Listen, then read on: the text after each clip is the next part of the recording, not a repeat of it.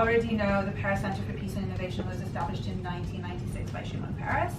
It was a very unique birthing of a non-governmental, non-political civil society organization because he was still very much in public life in 1996. Passionate about individuals, companies, private sector, non-for-profit, so everything outside of the governmental sphere. He was passionate about their place in impact and in creating a better future. And which is also a very strong link to what we're doing today in the world of innovation and entrepreneurship. He talked a lot about the foundations and establishment of the State of Israel, and anyone who heard him speak, he always had the same jokes that were focused on the story. One is that when we came to establish the state, there were obviously people here, but there was nothing else. There was no foundations, no natural resources. He said we had two lakes, one was dead, the other was dying, that there are oily countries and holy countries, and we got the holy country. And so we didn't have anything to work with except human capital. And that the State of Israel was established on the shoulders of entrepreneurs, of men and women who innovated and created and thought creatively and believed in their ability to establish a state. So he had a very, very strong sense of the ability and responsibility of all of us to do good. Men, women, young and old, from the age of 0 to the age of 120. As I said, our first focus was with our Palestinian partners and neighbors, so East Jerusalem, West Bank and Gaza to this day. Throughout the years, the organization, like any healthy organization, and especially like Shimon Peres' organization, continued and continues to innovate and develop. And so we focused on one thing, and then we realized we had an added value in it. But we work with the educational system, and through education, our flagship initiative uses sport, specifically football and soccer, in bringing Israeli, Palestinian, and Jewish and Arab children together. This is a world-renowned program. It received awards and prizes for its methodology. We are part of all international networks that have to do with sport and development and peace building. When there were a lot of different exciting things in Israel and the region that had to do with this, from peace matches with Barca and Real Madrid and additional international football clubs, to the Duke of Cambridge visit last year, to a program, he came to our program. So it's all around this initiative, but the day-to-day is what is important, and the day-to-day is bringing together diverse communities. Another flagship initiative is our medical field, in medicine and healthcare. Two main programs. One was a vision of President Peres. He asked himself and us, how do we take the Jewish value of tikkun olam, of repairing the world, and make that into tangible action? And so we've been treating many Palestinian children in Israel, giving them life-saving or life-changing treatments. For the past 15 years, we've treated almost 13,000 children. 2 years ago, we were approached by our partners in the IDF, asking us if we want to work together with them, treating Syrian children.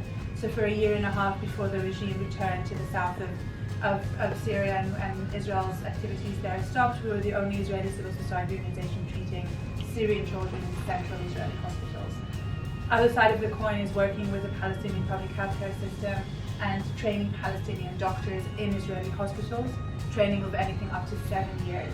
So as examples, the only 2 Palestinian pediatric neurologists were trained through the Paris Center's training programs. We've got heads of hospitals and heads of departments that were trained through this program. 260 doctors were trained. Today we've got about 40 or 50 doctors in training. 90% of the graduates return to the public healthcare system, so there's no brain drain here. At any given time, from any country you can think of throughout the region, including Israel, of course, online and also face-to-face interaction, building groups of young leaders who want to lead the region into peace and prosperity and democracy, working with the private sectors, companies, businesses, and so on.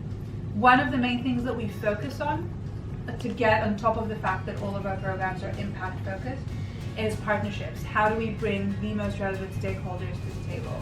So we're talking about from community leaders to corporates, through to relevant governmental ministries to international community. And so today we're very well known for our ability to convene very unique stakeholders which to be honest, otherwise wouldn't be sitting around the same table to implement programs that have significance and real impact in Israel and the region. And many more actually. But President Peres said that just doesn't cut it. When delegations and groups or even school children want to learn about Israel and Israeli innovation, they need a place and a home. And we said, we've got the space, let's gift this gift to Israel. And we started working on content development and ideas.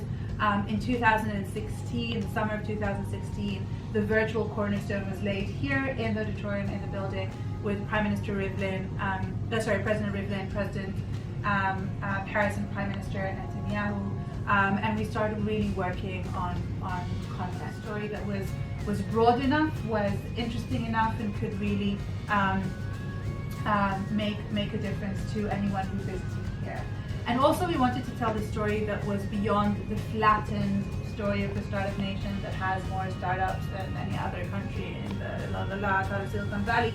We wanted to tell a really broad story of Israel and Israeli innovation and what it is all in and within the ecosystem. So around the building you'll see that we've got strategic partners that include the Israeli Air Force industries, or aerospace industries, Checkpoint, Intel, Orbotech, Adama, DSV, Intuit, and more and more and more. So really building a community of communities, which will be housed and is housed here. We are leading the Israeli government's smart cities community, so working between municipalities and startups working on smart cities and technologies that are relevant to that.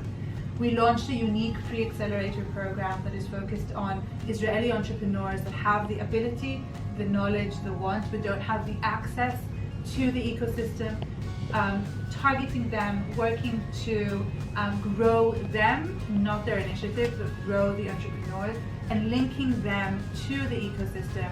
And through that, also challenging the local ecosystem to be more diverse and more inclusive.